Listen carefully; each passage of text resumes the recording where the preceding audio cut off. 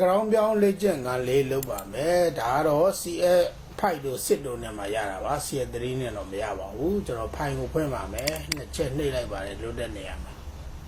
ပြီးရင်ကျွန်တော်တို့ background ပြောင်းမဲ့ပုံကိုဖွင့်ပါမယ်ခင်ဗျာ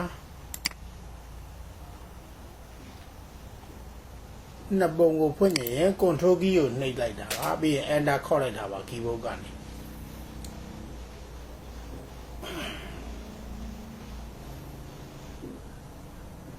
အဲ့တော့ကျွန်တော်တို့ဒီမှာဒီလိုနှစ်ပုံကိုဒီလိုဆွဲချပါမယ်ခင်ဗျာအခုဒီတိမ်ကိုmove to ကိုဒီမှာမြားကိုယူပါတယ် keyboard က V ကိုနှိပ်လဲရပါတယ်ပြီးရင်ဒီလူပုံပေါ်ကိုဆွဲချပါမယ်ဒီတိမ်က background မှာအခုတိမ်ကိုပြန်ပိတ်လိုက်ပါမယ်ခင်ဗျာဒီမှာပါကျွန်တော်တို့လူတိမ်ကိုအောက်ကထားပါမယ်ဒီလူပုံကိုအပေါ်တင်ပါတယ်ခင်ဗျာအဲ့လိုတင်မရရင်တော့တော့ဖြည့်ရပါမယ်ခင်ဗျာကျွန်တော်တို့ order key ကိုနှိပ်ပြီးနှစ်ချက်ပို့လိုက်ပါတော့မရှိတော့ပါဘူးခင်ဗျာလူကိုကျွန်တော်တို့တိမ်ပေါ်ကိုတင်လိုက်ပါတယ်အောက်မှာတိမ်ရှိပါတယ်ခင်ဗျာအောက်မှာတိမ်ရှိပါတယ်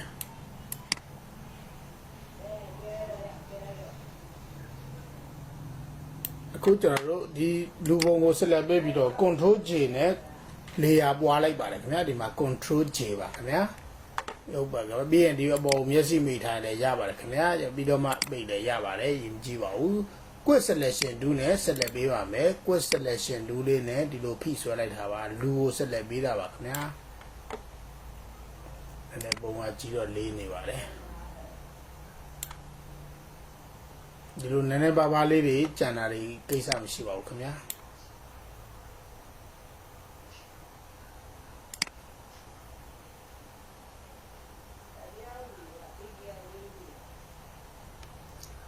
ရတော့ပါခင်ဗျာအဲ့တော့ order key လေးနဲ့နှုတ်ရမှာပါသို့မဟုတ် control Z နှိပ်လိုက်ပါခင်ဗျာနောက်ဆုံးနေရာလေးသူမှတ်ထားပါတယ်ဒီလိုမျိုးအောက်ကိုပေါင်းညင်တော့ဒီမှာ layer ပေါင်းမှာသို့မဟုတ် shift key နဲ့ပါဒီလိုရိုးရိုးကိုနှိပ်ထားမယ်ဆိုရင်တော့ shift key နဲ့ပါ shift key ကဒီလိုအောက်ကိုပေါင်းထည့်တာပါခင်ဗျာဒီမှာပေါင်းတော့ပါဒီမှာဒီနားလေးကပခုံးသားလေးကြံတာကို shift key နဲ့နှိပ်ပြီးတော့လူပေါင်းထည့်တာပါခင်ဗျာဒီဘက်မှာလည်းကြံနေပါတယ် shift key ကိုနှိပ်ထားရင်လည်းလူပေါင်းထည့်တာပါခင်ဗျာအဲ့တော့ဒီမှာကျွန်တော်တို့ဒီက background ကိုမပါကျွန်တော်နှုတ်ရမှာပါ order key လေးကိုနှိပ်ထားရင်ဒီမှာနှုတ်လက္ခဏာလေးပါခင်ဗျာဒီမှာ order key နဲ့နှုတ်ပါတယ် shift key နဲ့ပေါင်းပါတယ်ခင်ဗျာ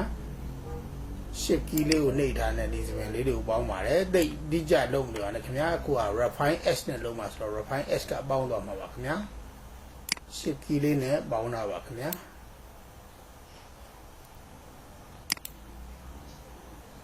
control Z ပါဘေးမှာသူကနှိပ်လိုက်ရင်ဒီ selection ပြတ်ထားပါဒါကြောင့်မို့ control Z လုပ်ပေးရတာပါခင်ဗျာရပါပြီ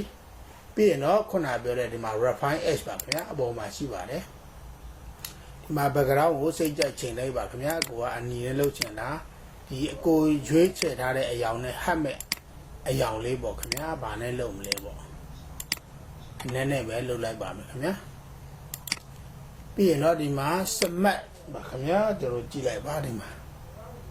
smart radius ကိုအမှန်ကျချစ်လိုက်ပါပြီးရင်ဒီ radius လေးကိုတင်ပေးပါခင်ဗျာဒီပုံကိုကြည့်ပြီးတော့တင်ပါခင်ဗျာကိုယ်ပုံနေထားပေါ်ကြည့်ပြီးတော့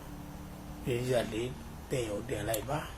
ပြီးရင်တော့ဒီမှာကျွန်တော်တို့ brush လေးကိုနှိပ်ပါမယ်ခင်ဗျာဒီမှာ brush ပုံလေးကိုနှိပ်ပါမယ်ပြီးရင်ကျွန်တော်တို့ brush side ကိုဒီမှာကြိုက်တဲ့လောက်ချိန်ပါခင်ဗျာခက်ကြီးကျွန်တော်တော့ချိန်ပါပါဒီမှာမြင်အောင်ပြနေပါတယ်ခင်ဗျာအခုဒီမှာသပင်တစ်လျှောက်ကိုဆွဲမှာပါဒါကြောင့်ခုနကြံခဲ့တဲ့နေရာတွေကိုခုပါလာအောင်ဆွဲတာပါခင်ဗျာခုနဒီမှာအောက်မှာဆိုရင်ဒီမှာပြတ်နေပါတယ်ကြံခဲ့တဲ့နေရာတွေကိုဆွဲယူတာပါခင်ဗျာ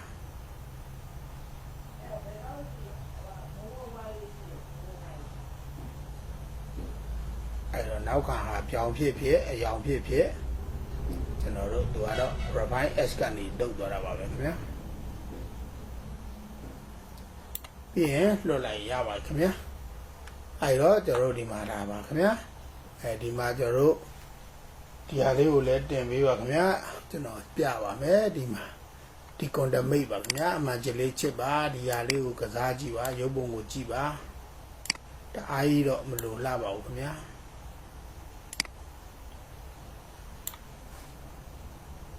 ရပါခင်ဗျာပြီးရင်တော့ကျွန်တော်တို့ OK ကိုနှိပ်ချလိုက်ထားပါပဲခင်ဗျာ